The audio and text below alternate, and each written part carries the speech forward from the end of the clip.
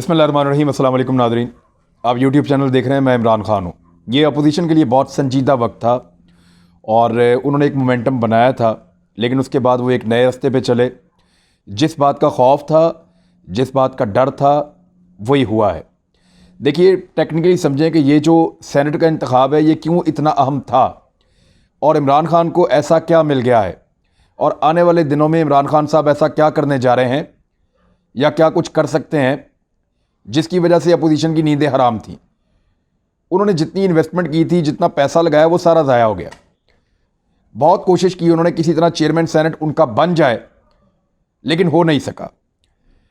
मैं ज़रा थोड़ा सा आपके सामने रख लेता हूं कि पाकिस्तान पीपल्स पार्टी का प्लान क्या था। पीपल्स पार्टी का मंसूबा ये था कि इमरान खान साहब के 5 साल पूरे करवाए जाएं, सिंध में अपने 5 साल भी पूरे किए जाएं, लेकिन इमरान खान साहब को इन 5 सालों में इतना कमज़ोर किया जाए कि वो ना सिर्फ पार्लियामेंट के अंदर कमज़ोर हों, फैसले ना कर सकें, कानून साजियाँ ना कर सकें, मजबूत ना रहें, बल्कि उनकी गवर्नेंस के ऊपर भी रुकावटें डाली जाएं। और चेयरमैन सेनेट अगर उनका अपना होता तो वो बहुत हद तक रोक सकते थे। तो पीपल्स पार्टी का प्लान था पार्लियामेंट्री डेमोक्रेसी के अंदर इमरान खान को दीवार के साथ लगाकर रखना और अगले इंतखाबात के लिए फ़िज़ा बनाना।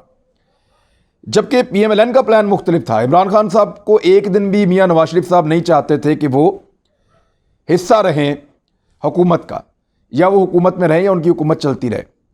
तो उनके लिए तो अगर आज गिर जाए तो उतना ही बेहतर है। तो मियाँ नवाज शरीफ साहब का कोई इस तरह का इरादा नहीं था कि वो 5 साल पूरे करें या कोई सेनेट के या ज़िमनी इंतखाबात हों। उनका ये था कि फौरी तौर पर नए इंतखाबात करवाए जाएँ और इमरान खान साहब की जगह कोई और वज़ीर आज़म आके रिप्लेस करे। इवन यहाँ तक हुआ कि अगर मुल्क में मार्शल लॉ भी लग जाता है तो वो इमरान खान से बेहतर है। यहाँ तक हुआ कि अगर मुल्क में मार्शल लॉ लग जाए या कोई इमरजेंसी आ जाए या कोई कौमी हुकूमत की तश्कील हो जाए तो वो भी इमरान खान से बेहतर ऑप्शन है। और ये PMLN के हलकों के अंदर ये बात डिस्कस हुई है, मैं जानता हूँ, और सोर्सेज हमारे हैं, चीज़ें पहुँच जाती हैं, मीडिया पर रिपोर्ट भी इनमें से कुछ चीज़ें हो जाती हैं। तो दोनों का अपना अपना प्लान था। पीपल्स पार्टी अपने प्लान के ऊपर लेकर आई थी और उनका इरादा यह था कि चेयरमैन सेनेट अगर हमारा बन जाएगा तो हम कानून साजियां रोक देंगे। कानून साजी कैसे होती है, ज़रा उसको ज़रा थोड़ा सा आप समझ लें। कौमी असम्बली के अंदर बिल आता है या कानून आता है, वहाँ जिसकी अक्सरियत होती है वो उस बिल को पास करवा लेते हैं। स्पीकर पूछता है, अक्सरियत हाँ बोले तो पास, ना बोलने वालों की अक्सरियत हो तो फेल हो जाता है। ऐसे होता है जी कौमी असम्बली के अंदर। कौमी असम्बली के अंदर जो बिल पास हो जाता है उसको सेनेट में जाना होता है। सेनेट के अंदर फिर फैसला होता है कि सेनेटर उसके बारे में क्या कह रहे हैं। अगर सेनेटर उसके बारे में ये कह रहे हैं कि ये बिल पास नहीं करवाना, तो कौमी असम्बली से बेशक पास हुआ हो, वो फिर पास नहीं होता, वो फारिग हो जाता है। लेकिन अगर सेनेट भी उसको पास कर ले तो फिर वो आगे प्रोसीड हो सकता है, मामला आगे बढ़ सकता है। तो कानून साजी या बिल पास करवाने के हवाले से सेनेट का एक बड़ा इंपॉर्टेंट और बड़ा अहम किरदार है। लेकिन एक तरीका और भी है, वो मैं आपको आगे चल के बताऊंगा। अभी मैं आपको इसलिए नहीं बता रहा कि सारी चीज़ें गड़बड़ हो जाएंगी। अगर चेयरमैन सेनेट अपोजिशन का हो, किसी और पार्टी का हो, और हुकूमत किसी और पार्टी की हो, तो चेयरमैन सेनेट के पास बहुत सारे इख्तियारात होते हैं कि वो चीज़ों को डिले कर सकता है, डिलेइंग टैक्टिक्स कर सकता है, चीज़ों को ख़राब कर सकता है, उनको मिस हैंडल कर सकता है। मिसाल के तौर पे चेयरमैन सेनेट अगर चाहे तो मौखर कर सकता है चीज़ों को, इजलास को मुलतवी कर सकता है, किसी चीज़ को बहाना बनाकर रोक सकता है, हुकूमती कार्रवाइयों में रुकावट डाल सकता है। अगर यूसुफ रज़ा गिलानी चेयरमैन सेनेट बन जाते तो हुकूमत कोई बिल पास करती कौमी असम्बली में या कोई कानून लेकर आती कौमी असम्बली में और उसको जब पहुंचाती सेनेट के अंदर, तो यूसुफ रज़ा गिलानी साहब अव्वल तो उसको एंटरटेन ही ना करते सही तरह, बहुत ज़्यादा मौका ज़ाया करते और मौके का फ़ायदा उठाते हुए उसको वहाँ से फारिग करने की भी कोशिश करते और अपना असर इस्तेमाल करते। ये उनके पास इख्तियार मौजूद था अगर यूसुफ रज़ा गिलानी साहब आ जाते तो। और यही प्लान था पाकिस्तान पीपल्स पार्टी का कि यूसुफ रज़ा गिलानी को लेकर आएंगे, क्योंकि इमरान खान ने एहतसाब के मामलात के ऊपर पकड़ धकड़ के मामलात के ऊपर, गवर्नेंस के मामलात के ऊपर और कुछ फाइनेंशियल मामलात के ऊपर कुछ अहम बिल लेकर आने हैं और कुछ अहम कानून जो हैं उनके ऊपर उसने अमल दरामद करवाना है। तो जब ये चीज़ें सेनेट के अंदर आएंगी और यूसुफ रज़ा गिलानी वहां पे बैठे होंगे तो वो एक चट्टान बन जाएंगे, एक दीवार बन जाएंगे इन चीज़ों के सामने और इस सारे प्रोसेस को रोकेंगे। ये यूसुफ रज़ा गिलानी साहब की कैपेसिटी थी और वो ये कर सकते थे अपोजिशन के लिए, पीएमएलएन और पीपल्स पार्टी के लिए। लेकिन पीएमएलएन इससे ज़रा मुख्तलिफ सोचती थी। वो कहते थे कि प्रोसेस चलना ही नहीं चाहिए, बिल लेकर क्यों आए इमरान खान, या कोई कानून लाने की कोशिश क्यों करे इमरान खान, उसको तो होना ही नहीं चाहिए। नवाज शरीफ साहब का नुक्ता नज़र ये था। अब आ जाए इस बात के ऊपर कि इसके अलावा क्या कोई और तरीका है, तो आइन में एक तरीका है, वो मैं आपको बता देता हूँ। आज कुछ सहाफ़ियों ने यह सवाल उठाया।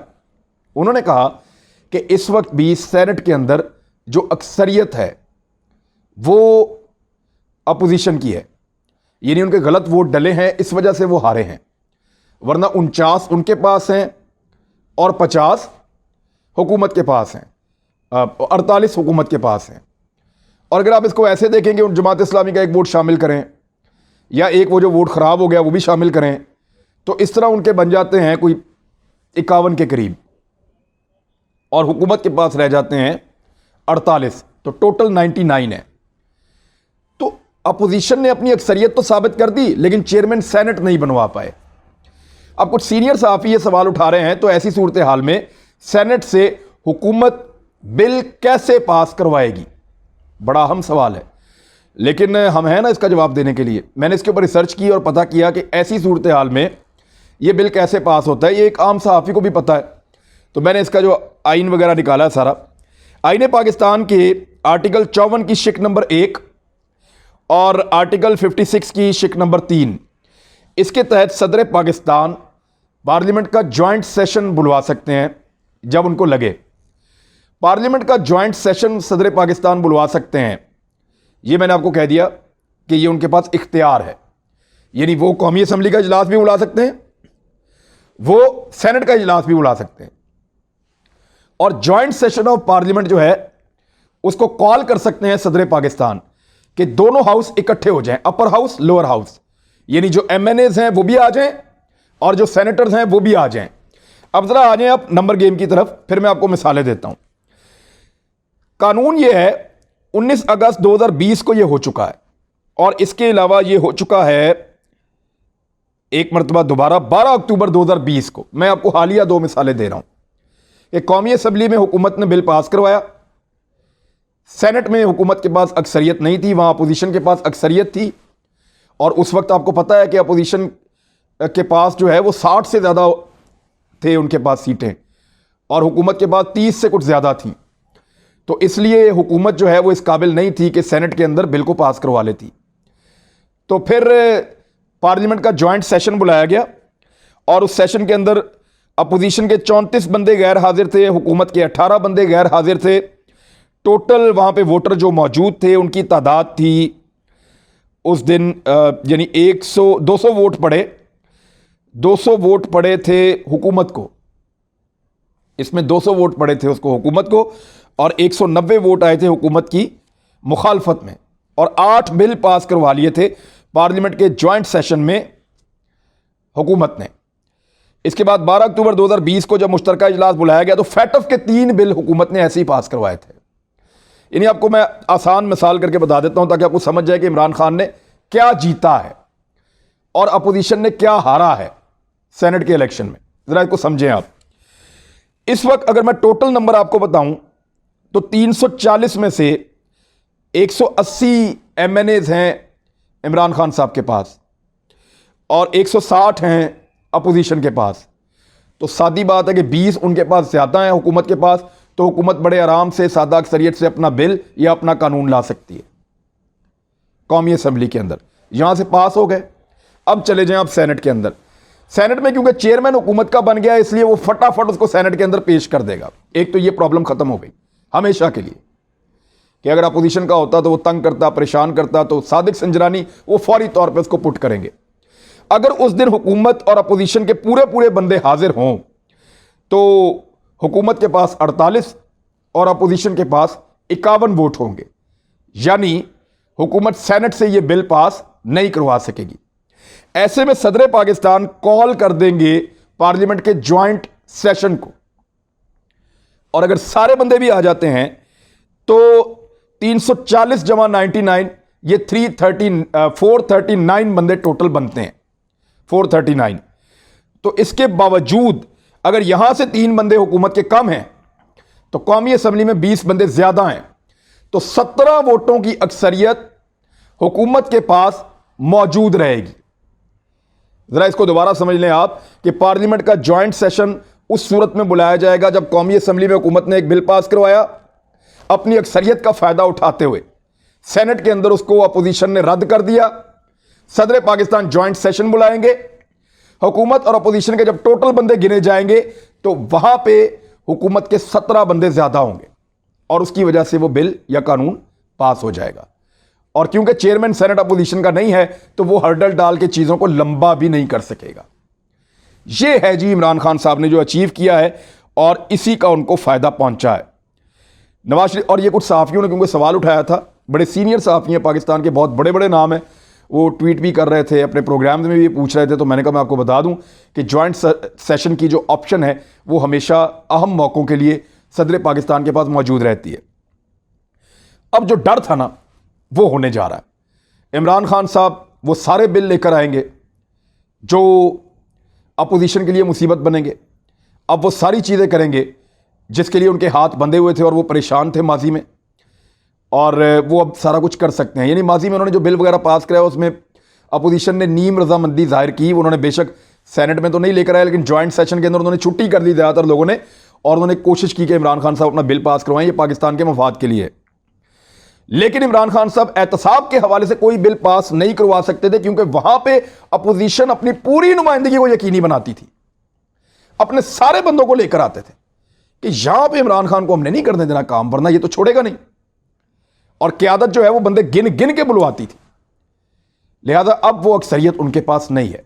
ज्वाइंट सेशन में उनके नंबर 17 की तादाद में कम है, और अगर कोई एक आधा इत्तेहादी साथ ना भी दे तो इसके बावजूद इमरान खान साहब अब सादा अक्सरियत से बिल पास करवाने की पोजीशन में हैं पार्लियामेंट के अंदर से।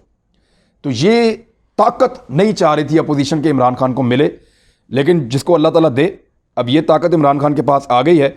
इस ताकत से इमरान खान क्या करते हैं या इस ताकत का क्या इस्तेमाल करते हैं, ये हमने आने वाले दिनों में देखना है, क्योंकि अपोजिशन को ये लगता था कि वो इस ताकत का इस्तेमाल अपोजिशन के ख़िलाफ़ भी करेंगे और अपने पॉलिटिकल फ़ायदे के लिए भी करेंगे।